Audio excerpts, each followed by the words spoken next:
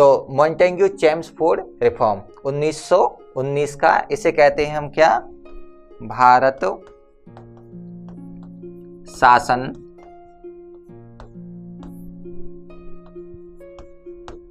अधिनियम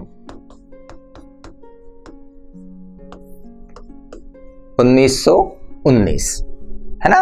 और इसी को कहते हैं हम क्या, मॉन्टेग्यू चेम्सफोर्ड सुधार। तो मॉन्टेग्यू कौन है, भारत सचिव हैं, और चेम्सफोर्ड हैं जो उस समय भारत के वायसराय हैं।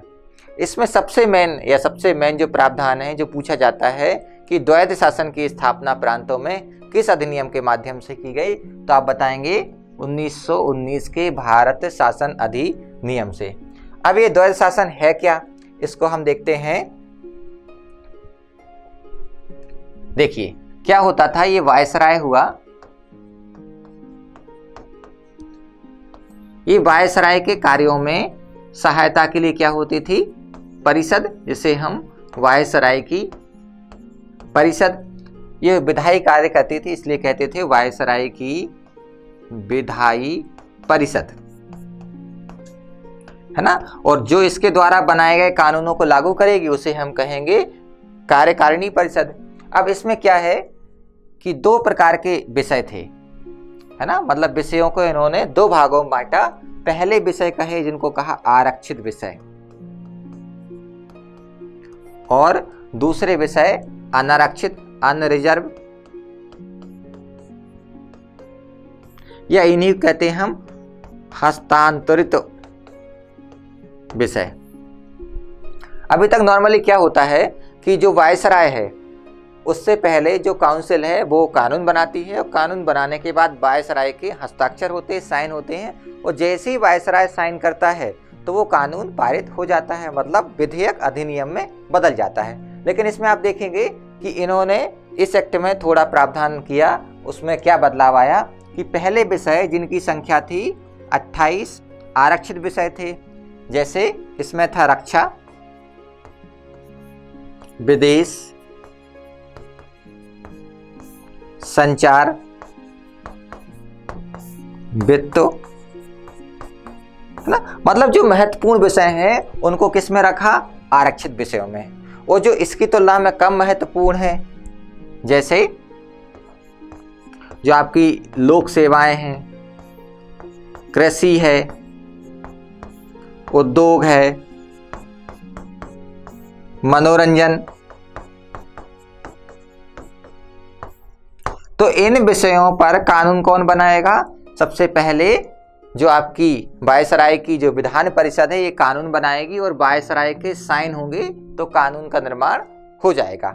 लेकिन इस तरफ क्या किया कि आरक्षित विषयों पर कानून बनाने की पावर सिर्फ किसको दी, वायसराय को। मतलब वायसराय बिना उसकी विधायी परिषद की अनुमति के इन विषयों पर कानून बना सकता था। तो देखें आप, दो लोग शासन कर रहे हैं।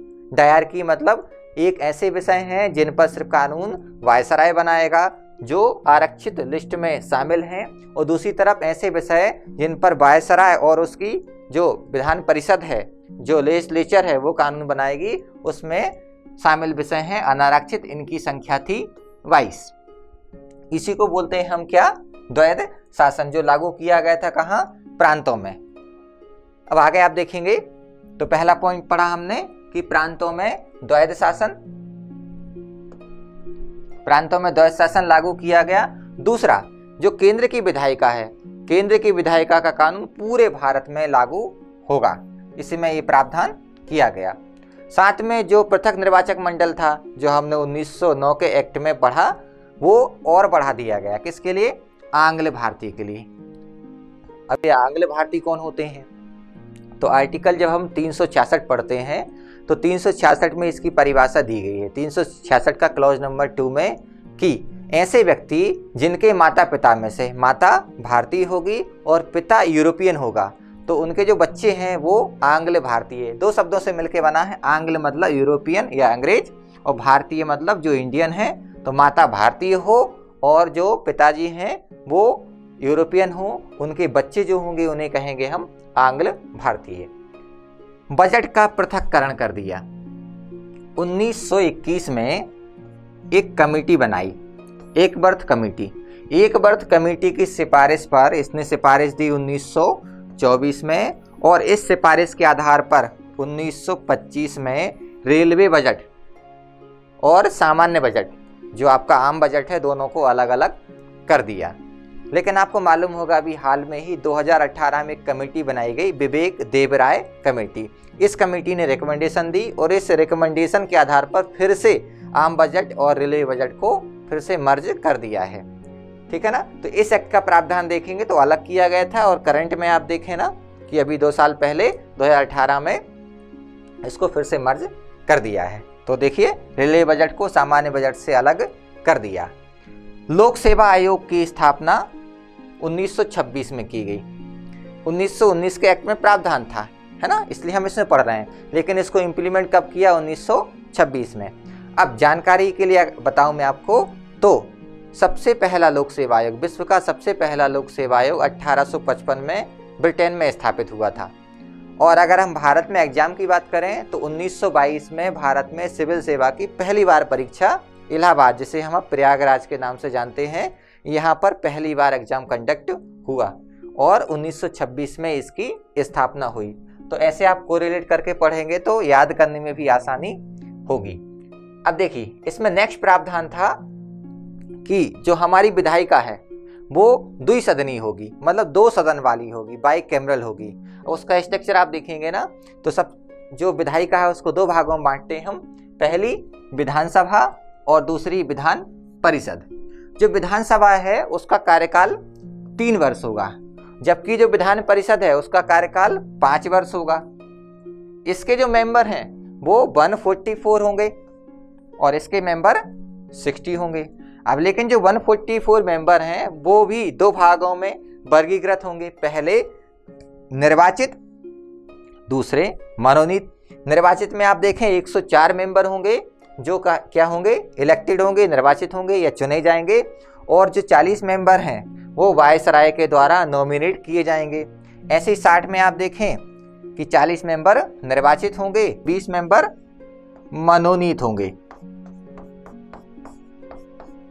ठीक है ना, यहाँ गलत लिखा, ध्यान रखेंगे। 40 मेंबर निर्वाचित होंगे और 20 मेंबर आपके मनोनीत होंगे।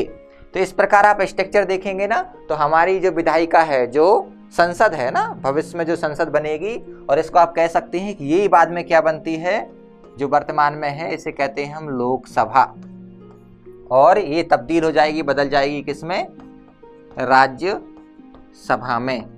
तो ये क्वेश्चन बहुत इंपॉर्टेंट है कि किस अधिनियम के माध्यम से भारतीय विधायिका 2 सदनों में विभाजित हो गई, या द्विसदनीय हो गई, या बाइकैमरल हो गई। तो आप बताइएगा 1919 का जो अधिनियम है इसके माध्यम से भारत की जो विधायिका है वो द्विसदनीय बनाई गई। आगे हम देखें इसके प्रावधानों को, तो लंदन में एक क्या है? High commissioner.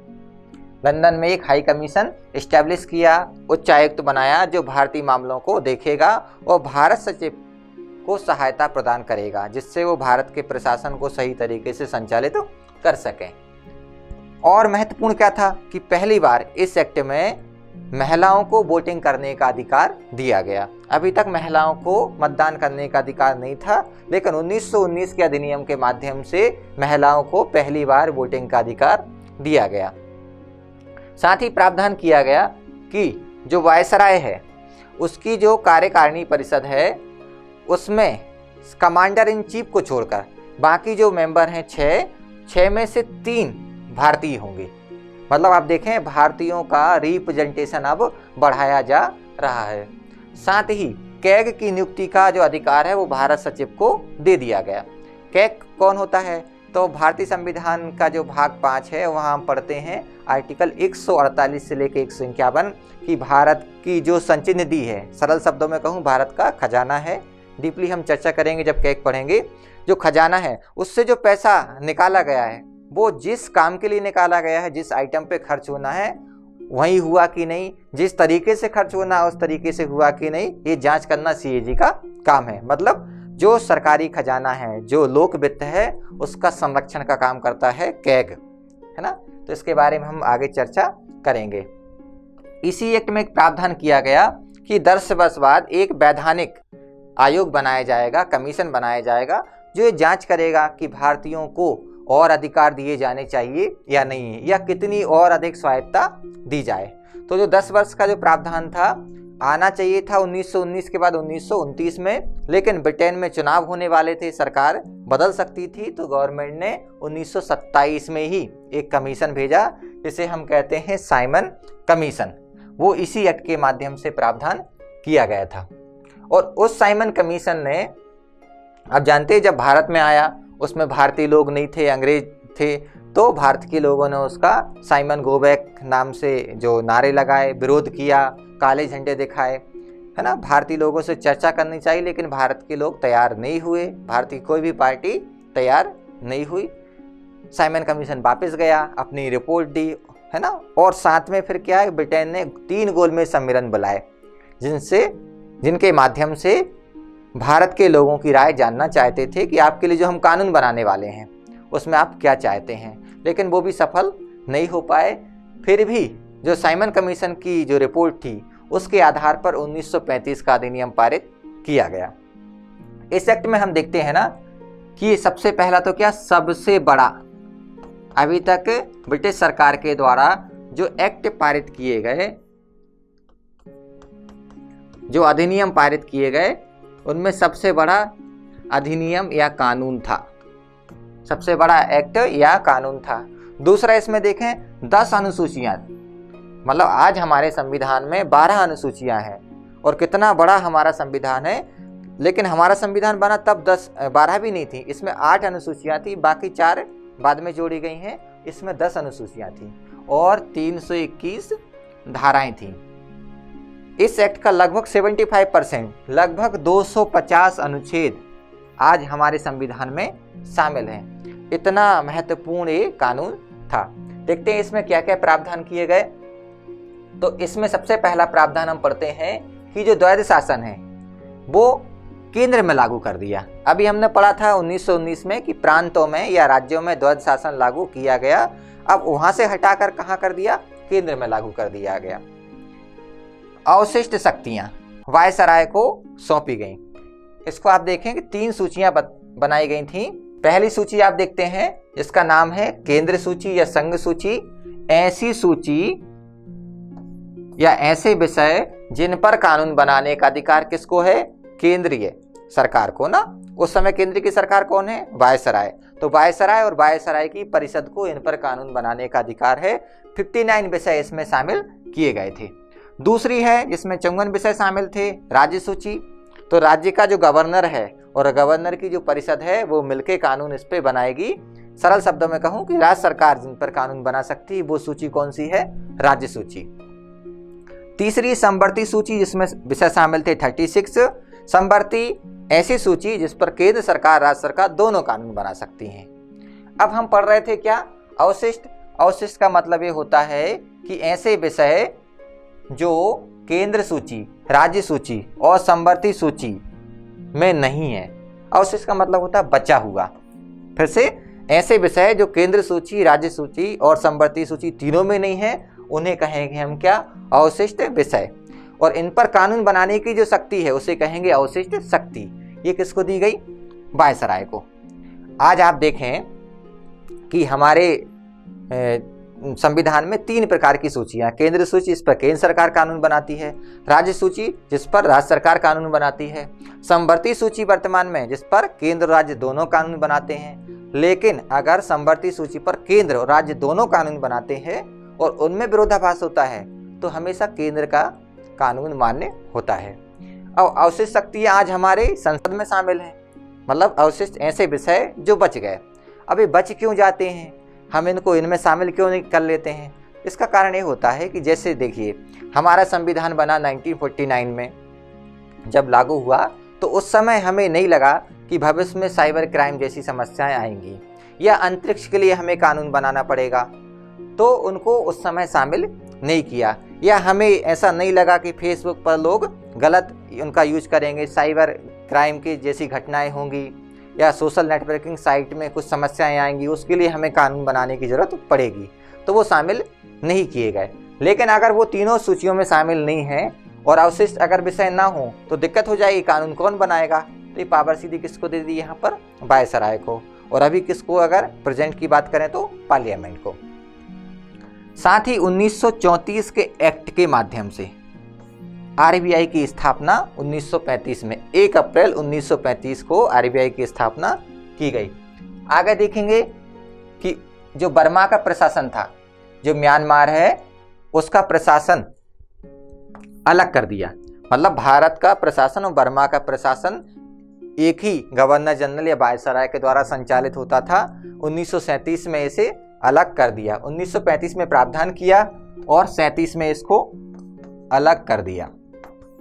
37 में एक काम और हुआ, जो हमारा संघीय न्यायालय है उसकी स्थापना का प्रावधान 1935 के एक्ट में किया गया और 37 में इसकी स्थापना की गई। और इसके पहले जो मुख्य न्यायाधीश बनाए उनका नाम था मॉरिस ग्वेर। मॉरिस ग्वेर 1935 के एक्ट के माध्यम से 1937 में स्थापित संघीय न्यायालय के प्रधान न्यायाधीश थे। आगे देखें कि महिलाओं के लिए, SC ST के लिए भी निर्वाचक मंडल का प्रावधान किया गया और इसे आगे एक्सटेंड किया गया। आगे देखेंगे हम, तो हमने अभी चर्चा की केंद्र सूची, ऐसी सूची जिस पर कानून केंद्र सरकार बनाएगी या केंद्र की विधायिका, राज्य सूची इस पर राज्य की विधायिका, और समवर्ती सूची मतलब केंद्र और राज्य दोनों की विधायिका इन पे कानून का निर्माण करेंगी। और साथ में अवशिष्ट विषय वो विषय हैं जो इन तीनों सूचियों में शामिल नहीं है, उन पर कानून बनाने की शक्ति 1935 के एक्ट में वायसराय को दी गई। अब देखेंगे हमारी संघीय विधायिका का ये चित्र आपको दिख रहा है। तो संघीय विधायिका अब 2 सदन वाली हो गई है, द्विसदनीय, जिसे हम वर्तमान में लोकसभा या राज्यसभा के नाम से जानते हैं। इसको हम समझते हैं कि संघीय विधायिका का जो फॉर्मेशन था, स्ट्रक्चर था, वो कैसा था। देखिए, पहले को हम कहते थे, अभी मैंने आपको बताया, विधानसभा, है ना। आज हम जिसे लोकसभा के नाम से जानते हैं, ये क्या था, निम्न सदन। और जो राज्य परिषद है इसे कहते हैं हम आज वर्तमान में क्या, राज्यसभा, जो क्या था, अपर हाउस है आज भी, है ना। उस समय भी राज्य परिषद या राज्य विधान परिषद क्या थी, अपर हाउस थी। इसका चुनाव प्रत्यक्ष निर्वाचन के माध्यम से का प्रावधान किया गया। और इसका कैसे होगा, जो प्रांत की विधानसभाएं हैं उसके जो मेंबर हैं, मतलब जो विधायक हैं, वो वोट डालेंगे, मतलब प्रांतीय विधानसभाओं के द्वारा इनका चुनाव किया जाएगा। तीसरा देखते हैं, इसके मेंबर 375 निर्धारित किए गए और इसके मेंबर 260। अगर वर्तमान की बात करें हम तो इसमें 545 मेंबर हैं और इसमें 245 मेंबर हैं।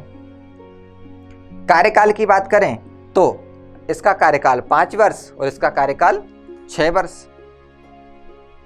इसे गवर्नर जनरल, किसको, विधानसभा को वेगेटेड कर सकता था, डिजॉल्व कर सकता था, लेकिन जो राज्य विधान परिषद है इसे गवर्नर जनरल या जिसे हम वायसराय कह रहे हैं भी, वो वायसराय इसे वेगेटेड नहीं कर सकता था। तो समझ गए होंगे, जैसे आज हमारी लोकसभा है, इसको आप लोकसभा कह सकते हैं, इसको राज्यसभा कह सकते हैं। तो ये दोनों में थोड़ा ऐसा डिफरेंस हम देखते हैं।